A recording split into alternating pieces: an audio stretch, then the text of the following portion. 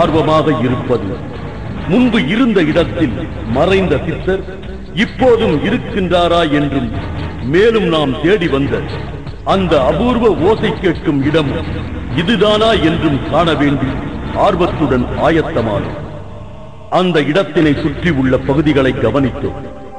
நம் செவிகளை கூர்மையாக தீட்டிக்கொண்டு ஏதேனும் அபூர்வ ஒலி கேட்கிறதா என கவனித்தோம். அந்த இடம் பேர் அமைதியில் மூழ்கி இருந்தது. அப்போது அந்த குகை அருகே இருந்த குளத்தை நோக்கி வயதான பெரியவர்கள் இருவர் வந்தனர்.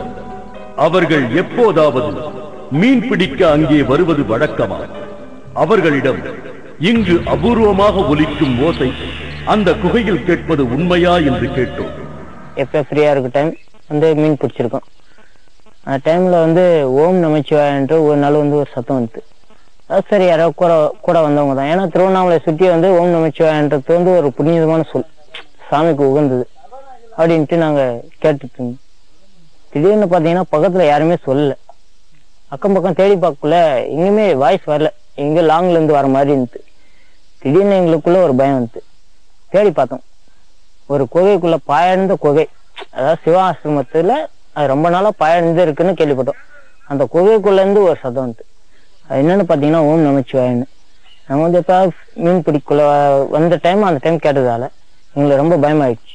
இவர் நள்ளிரவு நேரத்தில் இந்த காட்டிற்கு ஈசல் பிடிக்க வருவது வழக்கமா?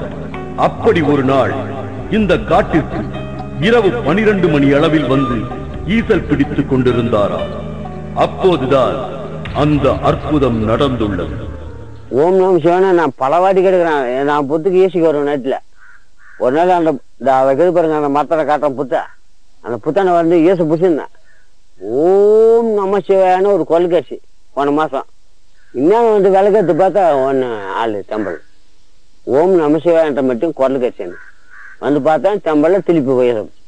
இவர் கூறியதிலிருந்து அந்த அபூர்வ மந்திரம் இங்கே ஒலித்துக் கொண்டே இருப்பதை உறுதி செய்து கொண்டோம். சரி, நமக்கும் அந்த ஓசை கேட்கிறதா பார்ப்போம் என்று பல மணி நேரம் காத்திருந்தோம். ஆனால் எந்த ஓசையும் நமது செவிகளுக்கு கேட்கவே இல்லை. அப்போது அந்த குளத்திற்கு நீராட ஒரு இளைஞர் வந்திருந்தார். அவரிடம் காட்டு சிவாவை பற்றி விசாரித்தோம். அவர் தானே நேரில் காட்டு சிவாவை பார்த்ததாக தன் ஆச்சரியமான அனுபவங்களை பகிர்ந்து கொண்டார். இவர் சிறு வயதாக இருக்கும் போது மாடு மேய்க்க இந்த காட்டிற்கு வருவது வழக்கமா? அப்போது காட்டு சிவா தன்னை தேடி வரும் பக்தர்களுக்கு அன்னதானம் படைப்பாரா? மாடு மேய்க்க வரும் சிறுவர்கள் யாரும் உணவே கொண்டு வர மாட்டார்களா? அவர்கள் அனைவருக்கும் காட்டு சிவாதான் உணவு கொடுப்பாரா? அதாவது சின்ன வயசுல வந்து நான் பார்த்துருக்கிறேன். நாங்களாம் ஆடு மாடு மேய்க்கும் போது நேரா வருவோம்னா வீட்டிலே சாப்பிட மாட்டோங்க. நாங்க நேரா வந்து காட்டு சாமி கிட்ட தான் வருவோம். காட்டுக்கிட்ட அவர்கிட்ட வந்துதான் நாங்களே சாப்பிட்டு காலை சாப்பாடே வந்து இவர்கிட்ட தான் நாங்க சாப்பிடுவோம். திருவண்ணாமலை பகுதியில் எங்கே திருடு போனாலும் இந்த காட்டு சிவாவிடம்தான் ஓடி வருவார்களா? அவர் மை போட்டு திருடு போன பொருளை கண்டுபிடித்து தருவாரா? இவருடைய உறவினர் ரேஷன் கடையில் பணியாற்றினாரா? அங்கே மண்ணெண்ணெயை யாரோ திருடி விட்டார்களா? இதனால் காட்டு சிவாவின் தயவை தேடி வந்திருக்கிறார்கள். அப்படி வரும்போது பல் விழுந்து முளைக்காத ஒரு சிறுவனையும் அழைத்து வர வேண்டுமா?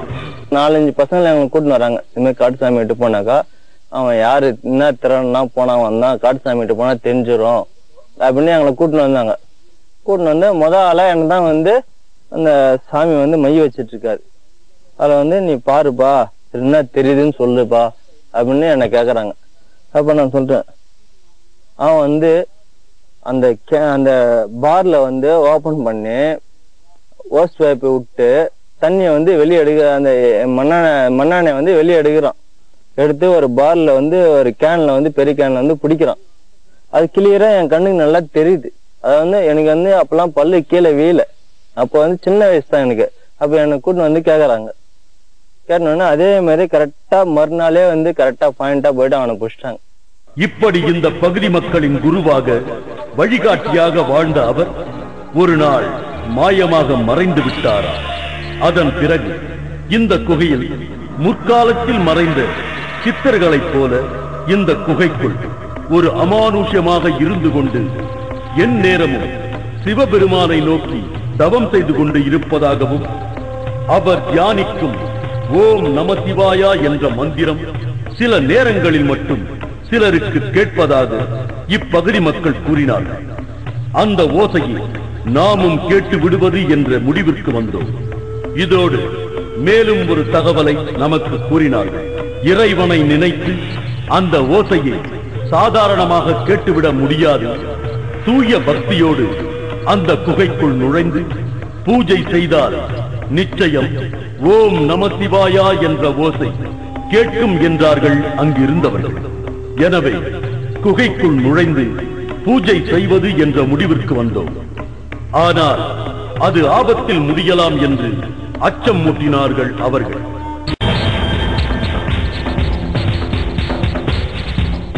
ஆளில்லா குகைக்குள் ஒலிக்கும் ஓங்கார ஓசை.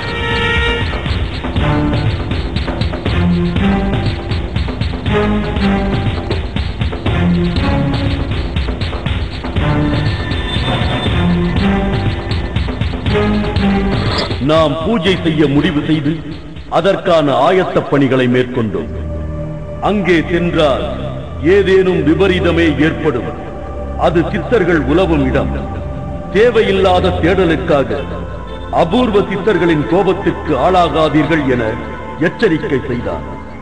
தியானம் பண்றவங்க தன்னை அண்ட விட மாட்டாங்க. அதுக்கு முதல்ல தியானம் பண்றவங்க கிட்ட யாரையும் அண்ட விட மாட்டாங்க. ஏன்னா அவனுக்கு எதுவும் பொருட்டு இல்லையா. ஒருவா சாப்பாடு சாப்பிட்டோமா, அதுவும் பசி டைம் தான்.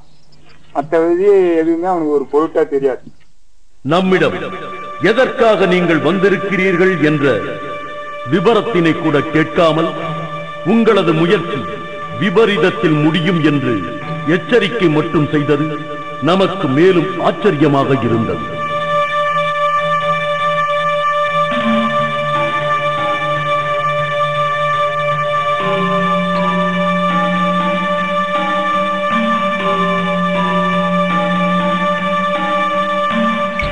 கடந்த வருடம் இதே குகையில் இந்த இடத்தில் அந்த அபூர்வ சித்தரை நாம் கண்டதும் அவரை மீறி குகையின் இறுதி பாகம் வரை செல்ல முடியவில்லை.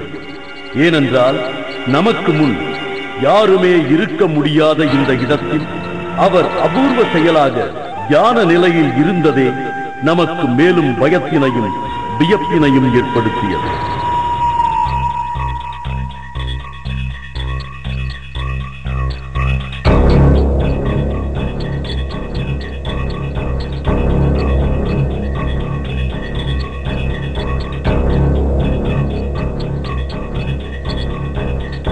ஆனால் இப்போதும் அந்த சித்தர் நமக்கு தடை ஏதும் சொல்லாதது போல தோன்றாமல் இருந்தது நாம் மேலும் குகை இறுதி வரை செல்ல ஆர்வத்தினை ஏற்படுத்தியது.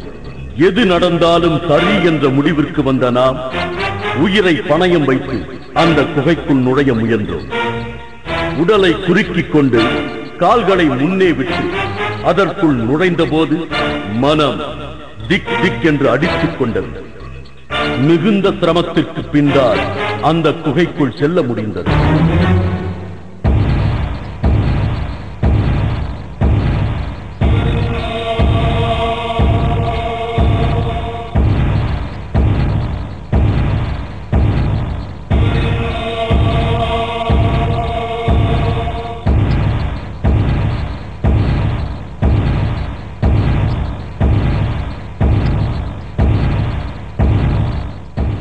அந்த இடத்தில் மல்லிகை பூவின் மனம் வீச நாம் நடுங்கி போனோம்.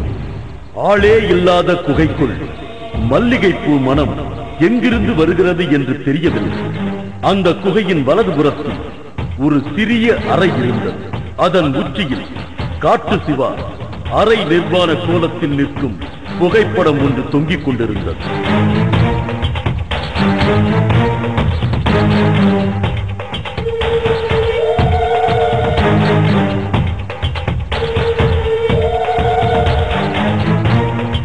ஏதாவது ஓசை கேட்கிறதா என்று கவனித்தோம்.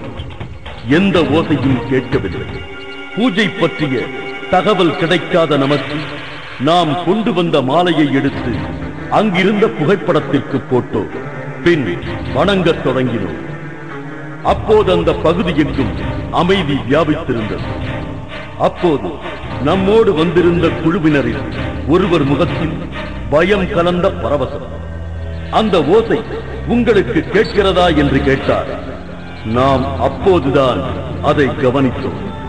சுற்றிலும் சுழன்ற நமது கண்களை ஒரு நிலைப்படுத்தி சிந்தனையையும் செவிகளையும் ஒருங்கே கூர்ந்து கவனித்துக் கொண்டிருந்தோம். யாரும் இல்லாத சூரியனின் ஒளி அலை கூட படாத அந்த இடத்தில் யாரோ ஓம் நம சிவாயா என்று உச்சரிப்பது போல் நமக்கு கேட்டது. நம்மையே நம்ப முடியாமல் கேட்பது நிஜமா என உறுதி செய்து கொண்டோம்.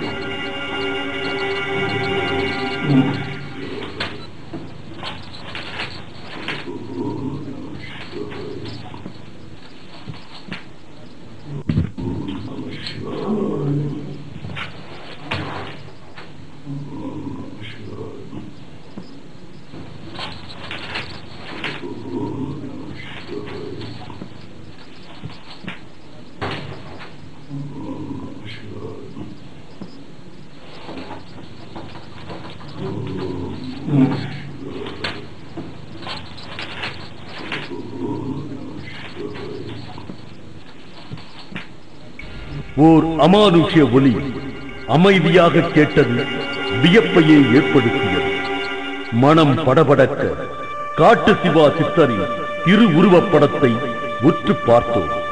இந்த கலிகாலத்தில் தெய்வங்களின் திருவிளையாடல்களும் சித்தர்களின் அமானுஷ செயல்களுக்கும் என்றும் விடை காண முடியாது என்று கூறுவது போல இருந்தது. அவர் புகைப்படத்தில் சிரித்தபடி இருந்தது.